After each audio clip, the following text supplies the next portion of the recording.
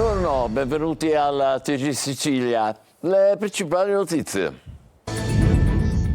Catania riabbraccia Sant'Agata, in mattinata è esposto il velo che nel pomeriggio sarà portato in processione. Domani il clou dei festeggiamenti con l'apertura del Sacello, la Santa Messa e parte della processione in diretta su Telecolor.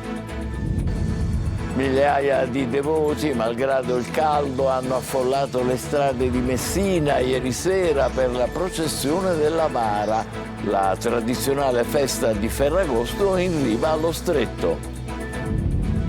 Donna malata di cancro muore all'ospedale di Partinico, denuncia del marito, sequestrata la cartella clinica. Il sindaco di Palazzolo Acreide si barrica nella casa museo a Tonino Uccello, chiusa da 3 anni. Lanciata una petizione per riaprire lo storico palazzo. A Catania ripresa a pieno regime la raccolta della cenere dell'Etna, corsa contro il tempo per ripulire il centro storico. Tornato operativo l'aeroporto. La politica chiede alla regione aiuti concreti.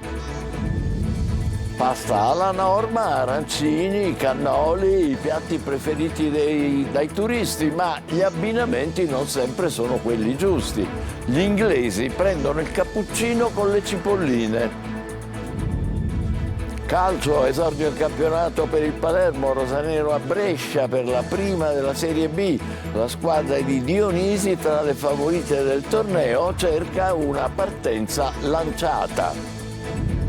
Il Catania svela le nuove maglie, mentre il gruppo si concentra sul Crotone, prossimo avversario in Coppa domenica.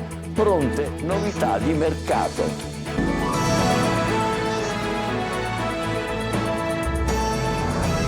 Ben trovati. Catania riabbraccia Sant'Agata, entrano nel vivo le celebrazioni estive. In mattinata è esposto il velo che nel pomeriggio sarà portato in processione. Domani il clou dei festeggiamenti con l'apertura del Sacello, la Santa Messa e parte della processione in diretta su Telecolor. Tonino De Mana. Catania riabbraccia la sua patrona, entra nel vivo la festa di Sant'Agata d'estate con le celebrazioni dell'898esimo anniversario della traslazione delle reliquie della martire catanese.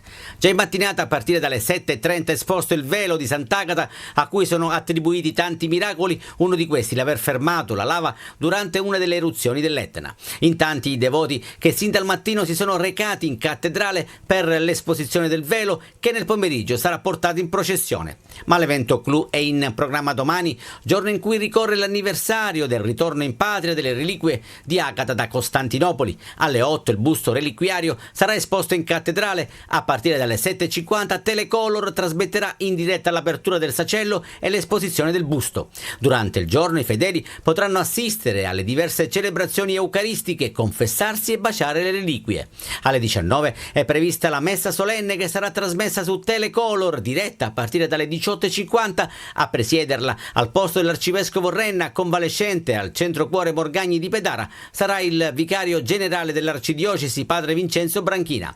Dopo la Santa Messa seguirà la processione attorno alla cattedrale per poi rientrare e darsi appuntamento a febbraio per un nuovo e suggestivo incontro tra Agata e la sua gente.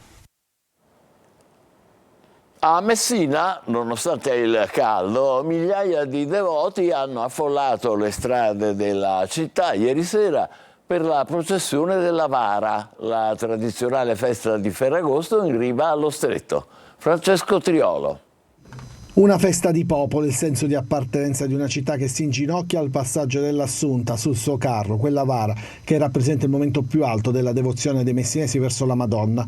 La processione della Vara è stata la consueta festa del popolo, con migliaia di persone posizionate lungo il percorso che il carro compie, trainato dai tiratori a piedi nudi, da piazza Castronovo, la tradizionale partenza, sino a piazza Duomo, sotto un sole cocente ed un caldo a tratti anche asfissiante.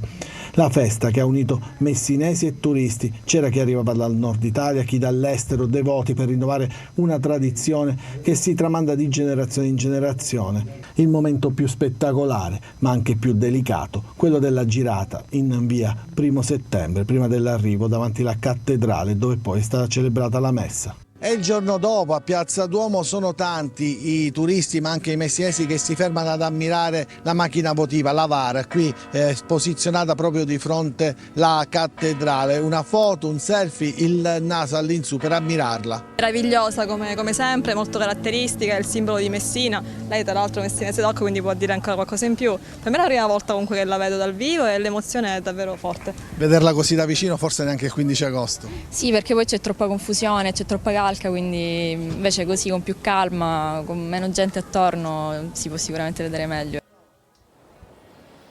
Muore a Ferragosto all'ospedale di Partinico, vittima una paziente oncologica, e il marito ha presentato denuncia per presunta malasanità. I carabinieri hanno sequestrato la cartella clinica. Manlio Viola. Ancora una denuncia per un presunto caso di malasanità nell'estate siciliana e ancora una donna morta in circostanze che dovranno essere chiarite. Teatro della vicenda questa volta è l'ospedale civile di Partinico in provincia di Palermo.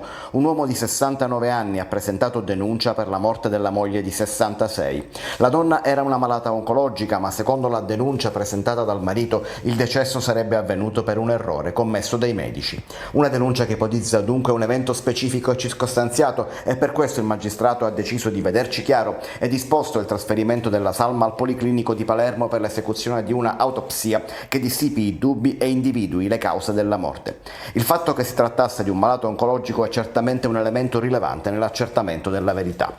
Nei giorni scorsi un'altra inchiesta era stata aperta dalla procura in quel caso di Patti nel Messinese sulla morte di una donna di 62 anni che, secondo le denunce presentate anche in quel caso dal marito, sarebbe deceduta dopo essere stata dimessa dall'ospedale a causa di un blocco intestinale scambiato per indigestione. La donna era andata in ospedale una prima volta, ma era stata rimandata a casa con la raccomandazione di ripresentarsi in caso di riacutizzarsi dei sintomi, ma l'indomani non c'è stato il tempo per prestare nuove cure. La sequenza di casi di malasanità agostani era iniziata con la gamba ingessata con una scatola di cartone, sempre nel Messinese, una vicenda chiusa con un provvedimento disciplinare nei confronti del medico di turno da parte dell'azienda sanitaria. Il medico però si difende e contesta l'addebito di responsabilità.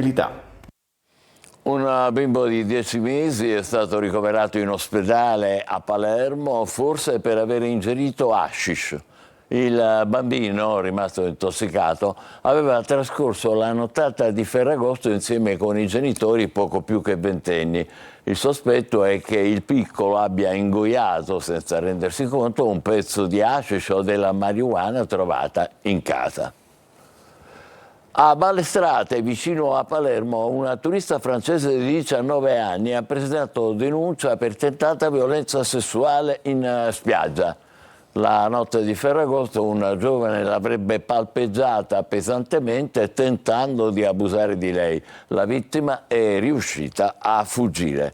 E ancora a Palermo una turista romena è stata derubata del denaro e del cellulare nel corso di una serata in un locale alla Ucciria. La mattina dopo la giovane ha chiamato il suo stesso telefono per cercare di recuperarlo. Il ladro le ha chiesto 100 euro. La donna si è rivolta ai carabinieri che hanno organizzato una trappola e hanno arrestato per estorsione 2 uomini di origine egiziana. Un gioiello culturale chiuso da 3 anni. Per chiederne la riapertura, la casa museo Antonino Uccello, il sindaco di Palazzolo Acreide si è letteralmente barricato all'interno di questo storico palazzo. Vediamo con Francesco Aloi. Ferragosto è passato, ma la storia qui non cambia. La storia non cambia, ma dovrà cambiare.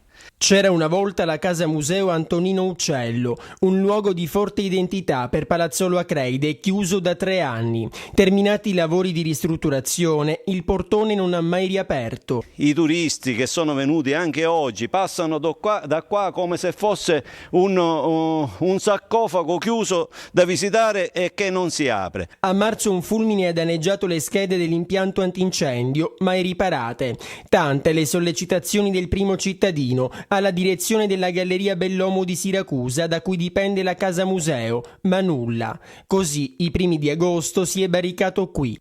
Anziché decidere, dottoressa, di aprire la casa museo, ha chiamato i carabinieri. Chiami l'assessore ai beni culturali, chiami il suo dirigente generale. Da qui non mi muovo fin quando lei non fa aprire questa casa museo.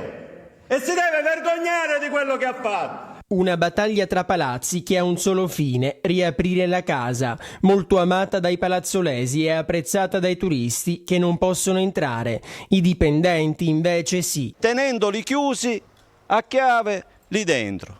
Qui dentro ci sono 5 persone in questo momento. Qui è stata avviata anche una petizione. Abbiamo raccolto all'incirca 2000 firme che invieremo all'assessorato regionale soprattutto. Varcando questo portone ci si immerge nella cultura contadina degli Iblei, un tuffo che ad oggi però non è possibile fare. Casa museo è un unicum in tutta la Sicilia orientale. Tenerla chiusa vuol dire impoverire il territorio. A Paternò, vicino a Catania, un cliente ha sventato una rapina in una farmacia. Ha bloccato un malvivente con l'aiuto dei carabinieri che hanno arrestato il rapinatore che è entrato nel negozio armato di un grosso coltello da cucina, aveva scavalcato il bancone e intimato ai dipendenti di consegnare il denaro in cassa. Incubo cenere, a Catania ha ripreso in pieno la raccolta della sabbia vulcanica e c'è una corsa contro il tempo per ripulire il centro storico.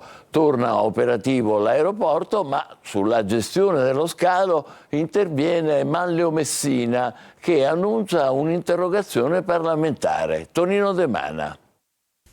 Dopo l'ennesimo scherzetto dell'Etna che ha riversato altre tonnellate di cenere lavica, è ripresa a pieno regime la raccolta per liberare le strade dalla sabbia nera, come l'umore di gran parte dei catanesi costretti a vivere con l'emergenza. Si chiede a gran voce lo stato di calamità naturale. La spruzzata nera di Ferragosto ha paralizzato l'aeroporto Fontanarossa, riaperto solo ieri alle 18 e ora operativo seppur con qualche disagio. Sulla vicenda è intervenuto il vice capogruppo di Fratelli d'Italia alla Camera, Manlio Messina. La questione della cenere dell'Etna non dovrebbe essere considerata un'emergenza ma una normalità e come tale va trattata. Nei prossimi giorni, ha detto, interrogherò il ministro delle infrastrutture, l'ENAV e l'ENAC per capire se ci siano carenze nella gestione dello scalo.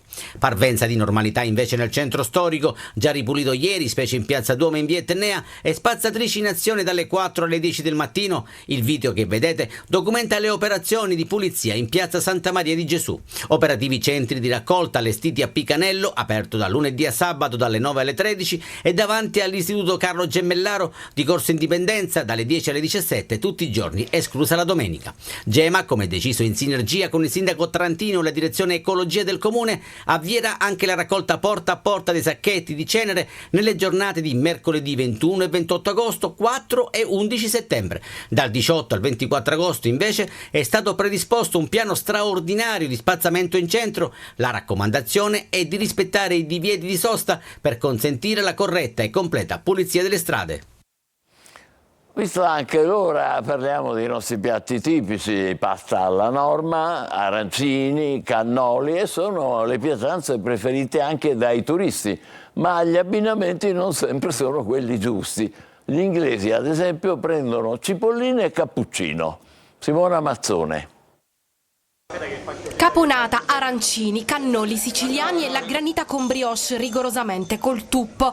Ogni turista che arriva a Catania tra gli appunti di viaggio tiene la lista delle specialità tipiche da assaporare e sul podio resta sempre lei, la regina dei primi, la pasta alla norma. Vivo a Monza dal 62. E lei quando viene a Catania il primo piatto tipico che assaggia qual è?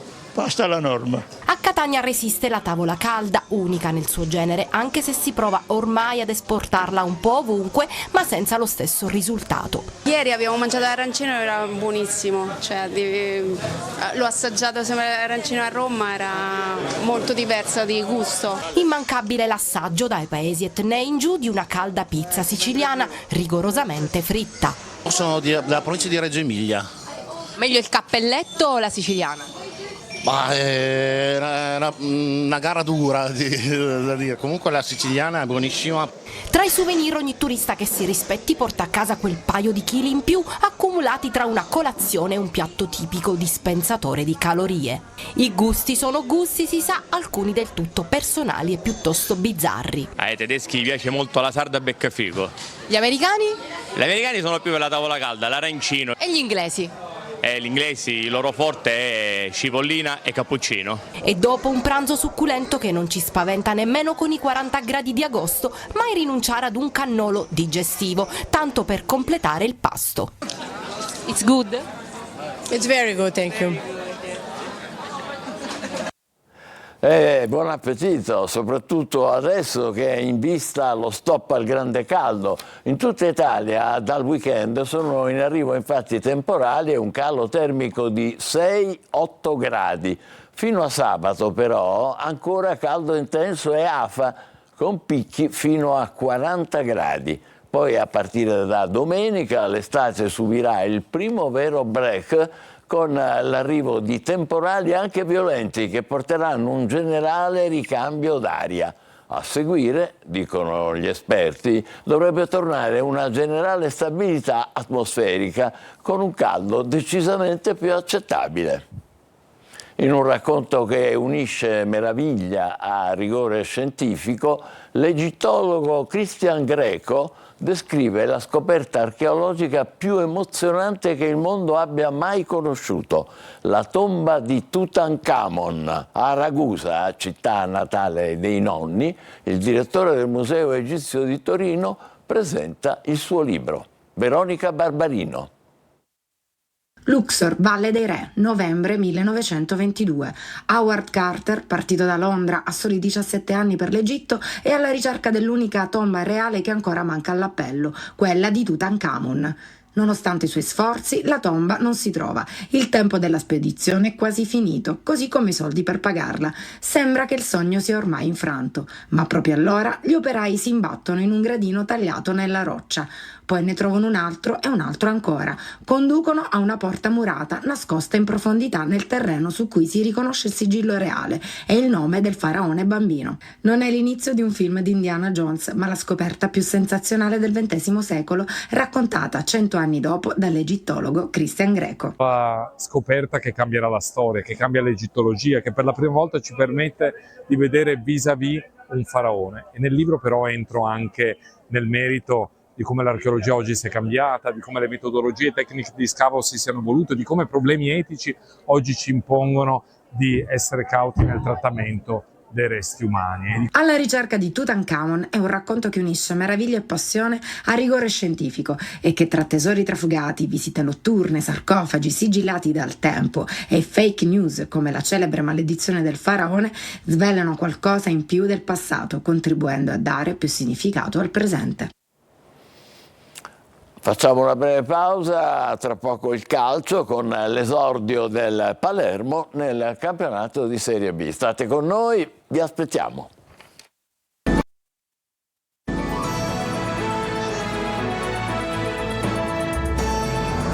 Rieccoci insieme con il calcio, inizia stasera il campionato di Serie B, esordio per il Palermo che sfiderà il Brescia alla Rigamonti. I rosanero, fra i favoriti del torneo, cercano una gran partenza. Marco Gulà. Pronti, partenza, via. Inizia stasera il campionato di Serie B. A dare il via alle danze saranno Brescia e Palermo nell'anticipo del Rigamonti delle 20:30. Una sfida bella e suggestiva, con i rosanero che etichettate concorrenti, ma stasera sarà tutt'altro che facile. Sarà proprio la prima del campionato per noi e la prima proprio della Serie B, quindi doppiamente emozionante per certi aspetti, non ulteriormente responsabilizzati, ma è la prima, ce ne saranno altre 37 dopo, però va affrontata col giusto piglio perché affrontiamo una squadra già molto organizzata. Dionisi dovrebbe in avanti, tridente confermato con Insigne, Brunori e Di Francesco, a centrocampo Blen, Gomez e Ranocchia, Brescia che punta su Galazzi e Borrelli, fischio d'inizio alle 20:30. Il Catania presenta la nuova maglia per la stagione 24-25. Domenica esordio casalingo per i rossazzurri in Coppa Italia DC con il Crotone.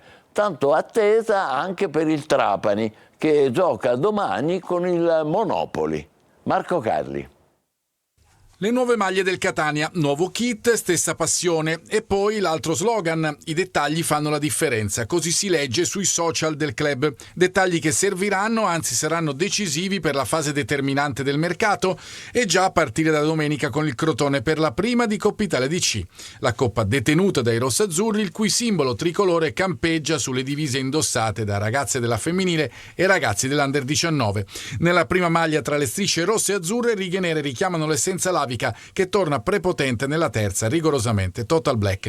Tornando al campo, quello col Crotone, l'esordio davanti al proprio pubblico dei rossazzurri, il pubblico che come sempre fa notare il proprio sostegno anche per la vendita dei biglietti, 6.000 staccati nella mattinata di venerdì. Curiosità dunque attorno ai nuovi arrivi in casa Catania che scenderanno in campo per la prima volta, visto che non sono stati schierati nella partita con la Carrarese per i motivi arcinoti. Faggiano intento a sfoltire, novità in tal senso a stretto giro, così come a modellare la squadra con i nuovi arrivi. Montalto è un nome dato molto vicino per l'attacco, in cui si parla anche di Gomez, altro nome caldo, Merolo Finotto, De Rossi a centrocampo è un altro obiettivo.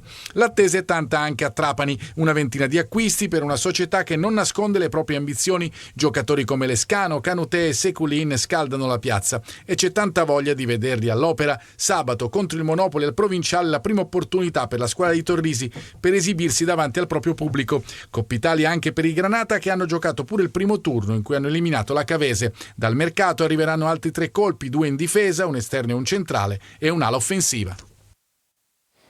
Noi ci fermiamo qui, l'appuntamento per la prossima edizione del TG Sicilia per le 20. Grazie per essere stati con noi, buon pomeriggio.